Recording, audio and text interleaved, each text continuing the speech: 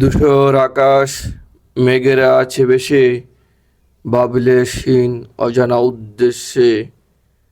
আমিও তেমনি বসে আছি নির্বাক, একা, নিস্তব্ধ শূন্য এক ছাদে।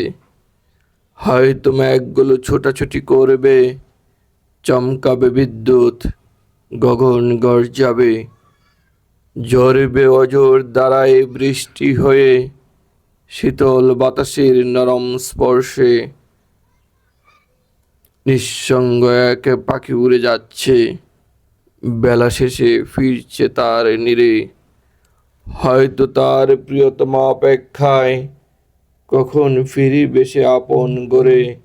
গুছিয়ে রেখেছে শান্ত নীরখানি, তার শ্রান্ত প্রিয়তম ফিরবে বলে।